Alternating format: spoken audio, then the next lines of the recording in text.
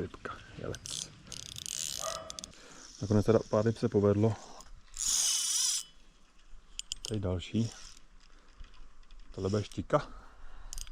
Tak já vás vítám u dalšího videa. Dneska to bude po delší době ultralehká přívlač. Já jsem teď naposled byl snad před měsícem chytat takhle, protože to nemá moc cenu. Ta řeka byla strašně pod stavem vody, jo. Bylo všude 20 čísel vody, třeba maximálně půl metru, v místech, kde bývá i metr a tak. Takže prostě suchovoda nebyla, takže ani ty ryby jsem nechtěl prostě drážit zbytečně.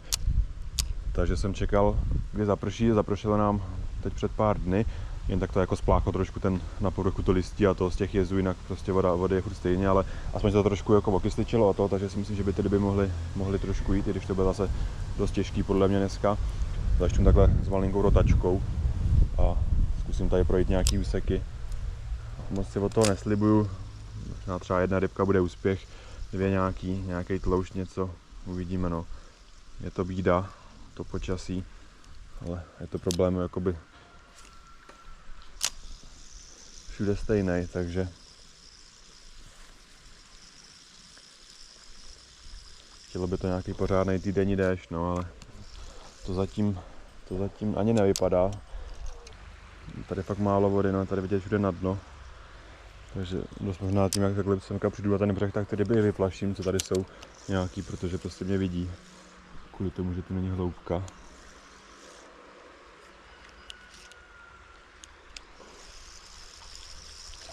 Takže to zkusím někde jinde, ale dneska asi podle mě cesta bude jediná ta prostě malá rotačka, doufat nějakou menší rybu.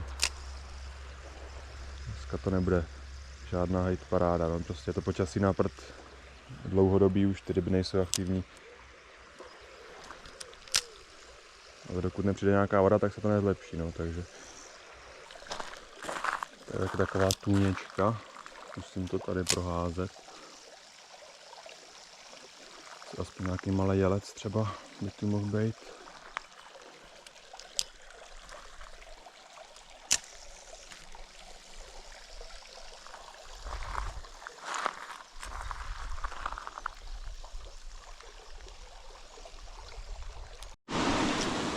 Já se nacházím na dalším místě, přímo pod jezem a viděl jsem tady, jak jsem přijížděl jelce, co tady vyhřívali.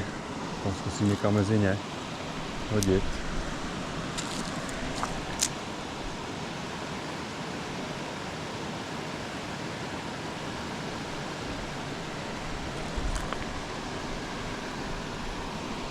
Takže tady aspoň z tohohle místa je nějaká aktivita vidět, rybí, že tady ty ryby jsou.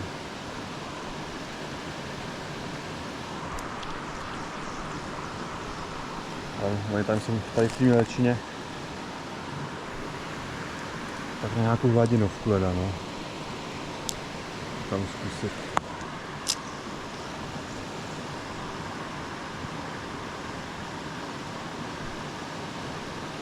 No, necháme tam být, zkusíme tady poházet tu větší hloubku. Tady je to krásně okysličený pod tím jezem. Tady je nějaká hloubka.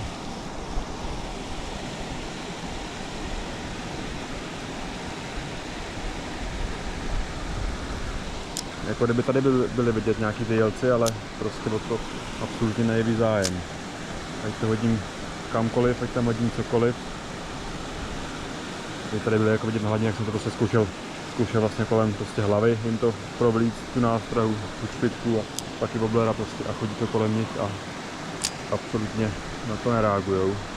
Nevím, jestli kvůli počasí nebo kvůli nevím, něčemu jinému. Ale čekal jsem tady odtaď aspoň jednu rybu. Bohužel bez ryby. Tady přednou to házím přímo před ty jelce. Jsou vidět, jak tam plavou a prostě nic. Jo. Jede to kolem nich, vlastně do nich narazí a teď teda konečně. Tak to bylo na 30. nához tady. Přímo mezi ty ryby jsem to házel a to je okounek.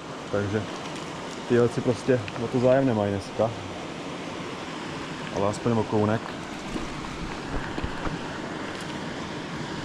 Pak prostě přímo házím předně a to se nereagujou. Nemají o to zájem.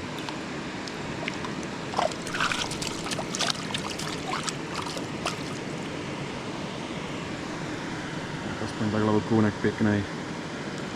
Na třpytku, vždycky za krajíček. Takový miminko. Super. Aspoň nějaká rybka dneska z tohohle místa. Jo, ty jelci prostě mají to na párku, ale to tak asi někdy je. Ono i to počasí je prostě na prd. Možná, že ta hladinovka by tomu pomohla, ale tu bohužel mám v jiný krabici, kterou jsem si nevzal. Takže hladinovku nemám, ale aspoň ten okůnek se tady povedl. Dneska vydřená ryba docela, tyjo. Nějakou tu 100 nebo nějaké ty desítky, možná i 100 náhořů jsem určitě udělal. Mně se povedla ryba dneska. Snad ještě nějaká tady z toho místa, doufám. Tady je fakt málo, tady vlastně všechno teď jak stojí, tak tohle všechno bývá pod vodou. Tady je vlastně bývají 1,5 metra vody klidně, teď je tady tak 40 čísel.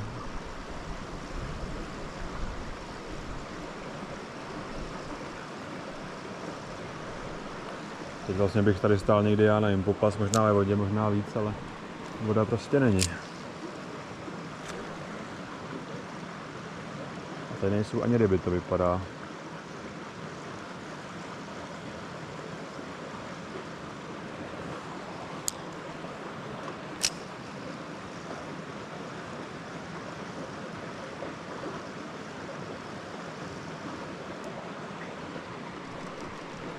Tady jsou kameny.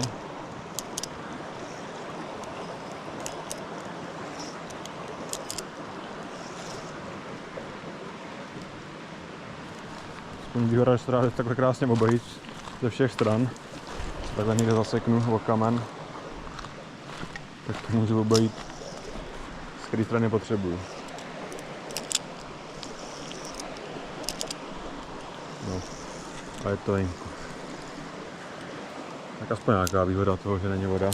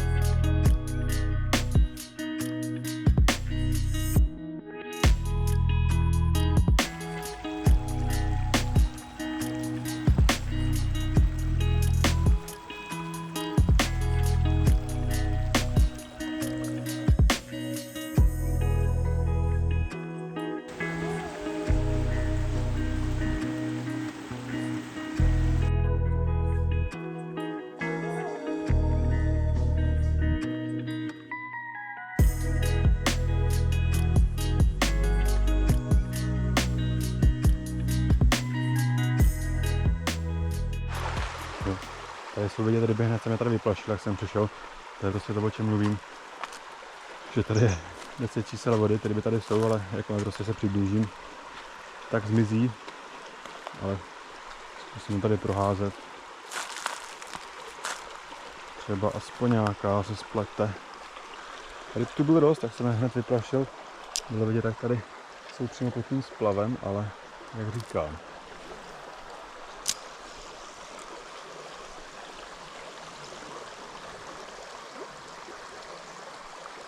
Tady ten místečko taky dobrý, tak tady takhle tam dál, když budu házet, tam by to nemuselo být úplně prokouklý, jak jsem teď přišel.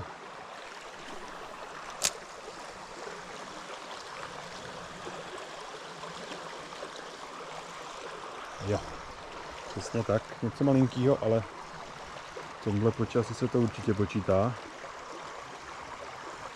To je malý jelec. Jo. Úplně mini jelec, ale počítá se v tomhle počasí jako velký jelec. Taký miminko úplný, to ale dál. Super. Tak druhá rybka, ještě menší než ta první, ale myslím si, že by ještě něco mohlo skočit tady z tohohle. Tam je to fakt pěkný místo, tam jak to nahazuju. Tohle taky tady běžně prostě, tady ty kameny vůbec nejsou vidět, tady bývá taky přes metr klidně. Dá se tady krásně chodit v prsačkách. No tady zase, prostě vždycky tady byla voda. Tamhle vidím akorát jelce jednoho. Takhle to například, já prostě stojím nahoře, tak tady by mě vidí a hned se tady možná, kdyby nějaký byl, tak prostě zajedou mezi kameny, skovají se. Teď to přímo před něj tahám, před tím jelcem a nic. Teď to bylo úplně, mělo to 2 cm od lamy a reaguje. A tyhle si o to vůbec nemají zájem, no nevím, tam o ty větší, to taky na tom prvním místě absolutně bez zájmu. Tamhle ten taky. Tahá mu to přímo před lamkou a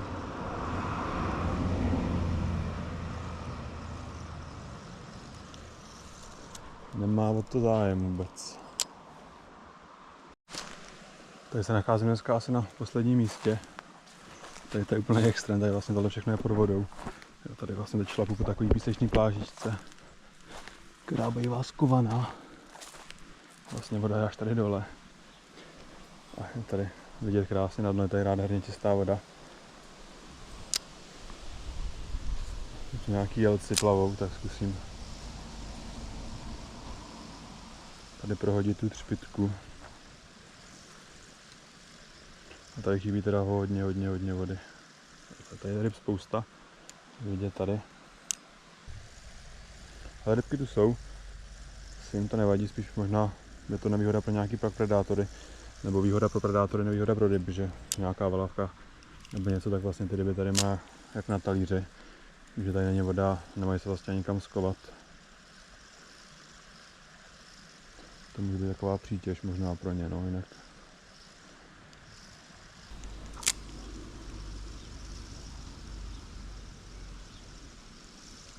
Tady jsou krásní jelci, ale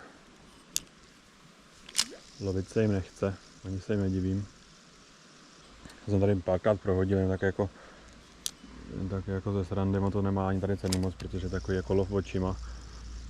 Vlastně tady ty ryby dokážu spočítat, kolik tady je v tomhle úseku. Jsou tady prostě krásně vidět, jak je málo vody a jak je to čistý. Takže to nemá asi ani moc cenu je tady nějak lovit. Necháme jim klid, ale chce to teda hodně vody, no, tady. A ještě tady vlastně všude jsou ty ryby vidět, jo, můžu tady spočítat. Je teda tady docela dost, tady asi tady bylo 10 jelců zhruba, nějaký okůnek tady byl a pak nějaký menší rybky. Takže ryby tu jsou, ale říkám, jako nějaký rybaření to nemá cenu. Když je vidím a házím jim to na hlavu, aby se chytili do takový rybaření o ničem. Tak dneska asi poslední místo už, jsem tady ještě asi na 2-3 místech, tam jsem nic nenatáčel ani. A tam se tak nic nepovedlo. Tak tady je taková poslední půněčka, i když tady taky vidět na dno docela. Něco potom hned vyjelo. Když tady je vidět na dno, už mohla být ryba. Pravděpodobně nějaký jelec tam skovaný. Zkusíme, jestli tam nebude ještě nějaká rybka.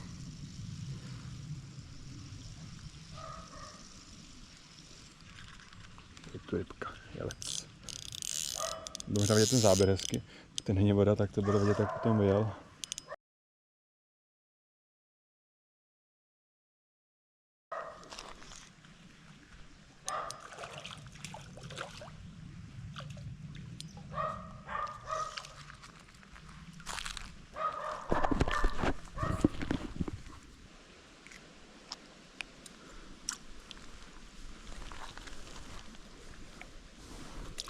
Je zatím dneska největší, zkusím tam ještě, mohlo by jich tam být víc, párkrát prohodit.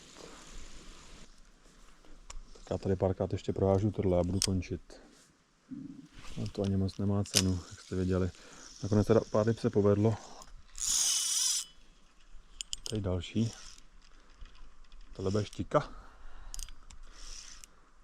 Myslím si, že pár ryb se povedlo, ale místo bylo jednodušší je chytat do podběráku, než na ten prut, že vlastně byli vidět, že tam prostě voda nebyla, takže by se krásně nachytali do podběráku. mnohem snáz než na ten prut. A tohle bude štíčka. Tady z toho místa jako poslední ryba, super. Tak přece jenom se nějaká ukázala, teď jsem před chvílí mluvil o tom, že někam zmizely. To je taková vlastně hloubka, tady do té hloubky víc. Tak přece jenom tu nějaká zbyla. Musíte tady do hloubky lehce. Takže poslední rybka dneska. Akorát se povedla takováhle pěkná štíčka. Tady z té malinký řeky. Tak. A je pryč. Tak jsem rád, že štěka se ukázala. Takhle hezky na poslední chvíli. No, takže přílež dneska dopadla takhle. A myslím si, že zatím to asi nechám být, dokud prostě nezaprčí, že to nemá cenu, že ty ryby akorát zbytečně jim přitěžuju, zbytečně je dráždím. V tomhle počasí vlastně už ta voda není. Mají svých problémů dost vlastně s volavkama, který tady prostě je vyzobávají jak na talíři, protože se nemají kam skovat a i s tím, že prostě je teplo. Když teď je nějakých 25 stupňů, poslední asi 2 dny, takže teď se docela ochladil, takže teď jsem právě i vrazil, ale vzhledem k tomu, kolik je vody, tak to prostě nemá smysl ty ryby dál dráždit, no takže dokud nezaprší, tak asi nepůjdu na tuhle přívlač, bude to chtít nějakou vodu, pak asi to má smysl. Teď prostě je to zbytečný, takže se vidíme v nějakého dalšího videa. Možná slovu na dravou a tu naživou rybku, dravců na živou rybku. Z nějakých větších hloubek trošku. Protože tady tyhle jezy, kde rád chytám v létě, tam je to prostě na prd, teď o ničem. Tak jo, takže dneska nakonec povedlo a já se loučím. Vidíme se někdy příště. Čau, čau.